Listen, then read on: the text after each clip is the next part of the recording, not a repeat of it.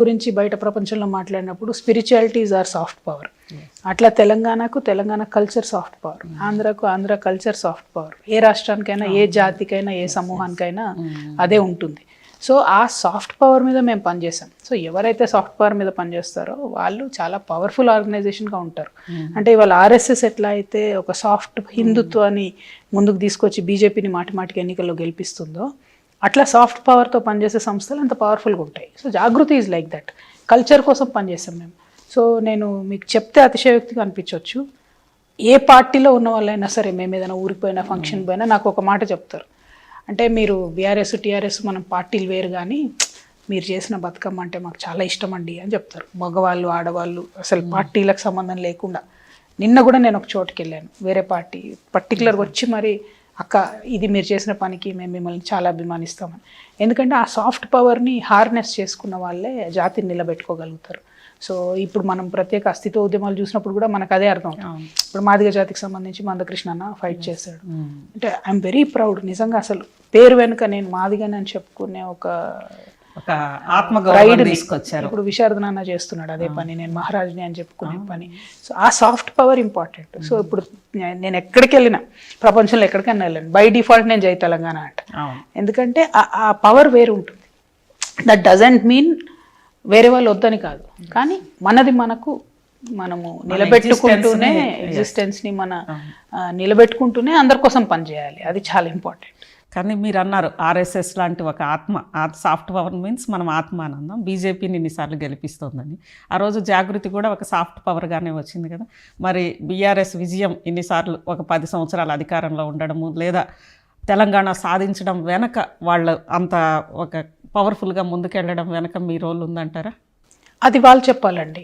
తెలంగాణ ప్రజలైతే ఉందనే చెప్తారు. ఎందుకంటే జాగృతి అనే సంస్థ పెట్టకముందు అప్పుడు టీఆర్ఎస్గా ఉన్న సంస్థ కూడా బతుకమ్మలు బోనాలు అంటే మీటింగ్లోనే చేసేవాళ్ళు. బట్ ఒక వేడుకలాగా, ఒక ప్రైడ్ లాగా, ఇది సెకండ్ గ్రేడ్ ఫెస్టివల్ కాదు, ఇది మన పండుగ అని సగర్వంగా బతుకమ్మ ఎత్తుకొని జై తెలంగాణ అని జెండా పెట్టేటటువంటి ధైర్యాన్ని ఇచ్చిన సంస్థ మాత్రం డెఫినెట్గా తెలంగాణ జాగృతియే. నేను కాదు కదా, కేసీఆర్ గారు అనేక మార్లు చెప్పారు. ఆమె కంఫర్టబుల్గా ఉన్న లైఫ్ వదులుకొని వచ్చి బతుకమ్మ చేసి తెలంగాణ ప్రజల్లో ఒక స్పిరిట్ నింపిందని వారే చెప్పారు, నా మాటలు కాదు. అంటే అక్నాలెడ్జ్ చేశారా చేయలేదా అని నేను చూడలేదు. ఎందుకంటే తెలంగాణనే నా ఫ్యామిలీ అనుకున్నాను నేను. బీఆర్ఎస్ఏ నా ఫ్యామిలీ, కేసీఆర్ టీఆర్ఎస్ అన్నది మాకు ఒక కుటుంబము, పర్సనల్ బ్లడ్ రిలేషన్ కన్నా ఎక్కువ ఉద్యమ బంధం ఎక్కువ. నాకు క్రెడిట్ రావాలి, నేను ఈ కార్యక్రమం చేశా అని ఆలోచన ఉండదు. మీరు చూడండి, ఏఆర్ఎస్ఎస్ కార్యకర్త ఆయన పని ఆయన చేసుకుని పోతూనే ఉంటాడు. జాగృతి కార్యకర్తలు కూడా అంతే. పొలిటికల్ బెనిఫిట్ వచ్చిందా రాలేదా, ఏమైందని చూడలే. మేము ఒక సీరియస్ స్పిరిటెడ్గా పనిచేసాం. In fact first 3 years of the organization నేను నా ఫోటో కూడా పెట్టలేదు. ఎవరడిగినా ఒకటే చెప్పేదాన్ని, బతుకమ్మ ఫోటో పెట్టు, నా ఫోటో ఎక్కడ. మన కాన్సెప్ట్ ఏంటి? Telangana culture, Telangana history, Telangana pride నిలబెట్టాలి. దానికి నా ఫోటో ఎత్తే ఏమొస్తుంది? రికగ్నిషన్ అనేది పనిచేస్తే ఆటోమేటిక్గా వస్తుంది. నువ్వు అవునన్నా కాదన్నా ఆటోమేటిక్గా వస్తుంది. పని చేయాలి ముందు.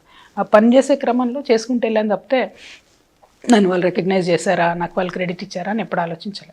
2014లో కూడా ఎంపీ టికెట్ పిలిచి ఇచ్చారు తప్పితే నేను వెళ్ళి అడుక్కున్నది లేదు, అడిగింది లేదు. పొలిటికల్గా ఏదో రావాలి కాబట్టే జాగృతి పనిచేసింది అన్నది కాదు.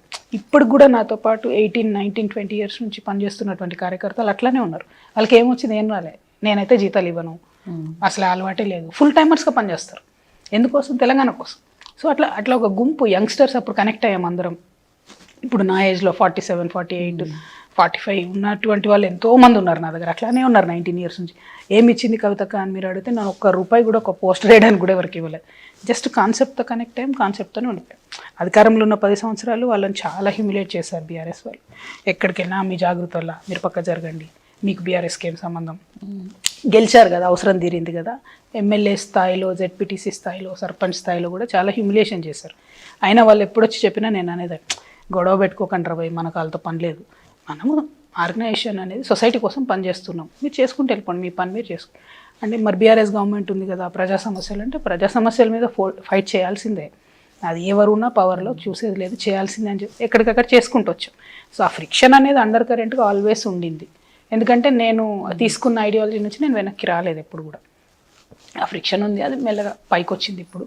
కాకపోతే అది నన్ను ఎక్స్పెల్ చేసేంత వరకు వస్తుందని నేను ఎప్పుడు ఎక్స్పెక్ట్ చేయలేదు. ఎందుకంటే నేను కళలో కూడా ఇంకో పార్టీకి ఓటేయలేదు. అసలు ఓటేమో చెప్పలేదు. ఎందుకంటే టీఆర్ఎస్ పుట్టిందే తెలంగాణ కోసం, అది పేరు మార్చుకొని బీఆర్ఎస్ అయిన తర్వాత కూడా తెలంగాణ కోసమే పనిచేశారు. కేసీఆర్ గారి నిబద్ధతను శంకించేటటువంటి పరిస్థితే లేదు. 100% ఆయన తెలంగాణ వెల్విషర్, వారి కోసమే పనిచేశారు. పార్టీలో ఉన్న లోపాలు, ప్రజలకు అందనటువంటి అంశాలు, వాటి గురించి ఇంటర్నల్గా కూడా చెప్పుకోకపోతే ఇవాళ లెఫ్ట్ పార్టీలు ఎట్లా జీర్ణావస్థకు చేరుకున్నాయో బీఆర్ఎస్ కూడా అదే పట్టదు. ఏ పార్టీ అయినా అంతే, స్టేల్ అయిపోతుంది. డైనమిక్గా అప్డేట్ కాకపోతే కాలగర్భంలో కలిసిపోయే పరిస్థితి వస్తుంది. రాకూడదని ఫైట్ చేసాం ఇంటర్నల్గా, నచ్చలేదు చాలామందికి, నన్ను బయటపడేశారు. అంటే ఇక్కడ ఒకటి ఇప్పుడు ఈరోజు జాగృతికి సంబంధించి మీరు అన్నారు బతుకమ్మని ఒక సాంస్కృతిక, జనరల్గా అనేక కంట్రీస్లో కూడా రెవల్యూషన్స్ అనేవి ఈ కల్చరల్ రెవల్యూషన్స్ తోటే వస్తాయి, అలా తీసుకొచ్చామని మీరు అంటున్నారు. కానీ అదే బతుకమ్మని ఆ బతుకమ్మ పేరుతోటి బాగా అవినీతి జరిగింది అని చెప్పి ఈరోజు బీఆర్ఎస్ ఎమ్మెల్యేలే అంటున్నారు. దాన్ని ఎలా మీరు అంటే అన్నది ఎవరండి? బీటీ బ్యాచ్ ఎమ్మెల్యేలు అంటారు. ఎందుకంటే వాళ్ళు నేను పడ్డ కష్టం చూడలేదు. నేను చెప్తున్నా కదా, ఇవాళ ఇప్పుడు మీరు మొత్తం జాగృతి జనం బాట మా కార్యక్రమం చూడండి, ఎక్కడికక్కడ ఎవరికి వారినాడు మీకు సిస్టర్ ఇచ్చి డబ్బులు పని చేపిస్తుందా అని అడగండి. అసలు కాన్సెప్టే ఉండదు. వి కిండల్ ద స్పిరిట్. బతుకమ్మ పాల్పడ్డారు నాట్ ఎట్ ఆల్. నన్ను అడగండి. ఇప్పుడు ఒక మేజర్ క్లాష్ నా లైఫ్లో జాగృతి నుండి మేము పెట్టుకున్నది అదుర్ సినిమా ఆపుతామన్నప్పుడు గొడవ జరిగింది. గొడవ జరిగినప్పుడు ఇప్పుడు అన్ని టీవీ ఛానళ్ళు, ఇప్పుడు తెలంగాణకు వ్యతిరేకమే కదా ఆనాడైతే, నాకు వ్యతిరేకమే కదా ఆనాడైతే, వారందరూ కూడా కొడాలి నాని గారిని కూర్చోబెట్టి మిమ్మల్ని డబ్బులు అడిగారా అని అడిగారు. లేదు సినిమా ఆపమన్నారండి, వాళ్ళు ఏం అడగలేదు మమ్మల్ని అన్నారు. కొడాలి నాని నా ఫ్రెండ్ కాదు కదా. అంటే అట్లాంటి కాంట్రవర్షియల్ సబ్జెక్ట్ నుంచి మొదలు పెట్టుకుంటే ఎక్కడైనా సరే మేము డబ్బులు తీసుకోలేదు జాగృతి వాళ్ళు. ఎవరన్నా ఇచ్చామంటే నాకు చాలామంది ఇప్పుడు మా చుట్టాలలో ఇంటికి వచ్చి బొట్టు పెట్టి ఇచ్చేళ్ళేవాళ్ళు. ఏది బతుకమ్మ అంటే చిన్న చిన్న పీనట్స్ అంతే తప్పితే అసలు మేము వసూలు చేయడం కానీ ఇది కానీ చేయలేదు. మేము అప్పుడు కంఫర్టబుల్గా ఉన్నాము. 2004లో యూఎస్ నుండి అప్పుడే రిటర్న్ వచ్చాము, కంఫర్టబుల్గా ఉన్నాము. మా హస్బెండ్ రియల్ ఎస్టేట్ చేస్తుండే, అప్పుడు భూమి ఉండే రియల్ ఎస్టేట్, అప్పుడు తనకు గ్రానైట్ క్వారీ కూడా ఉండే.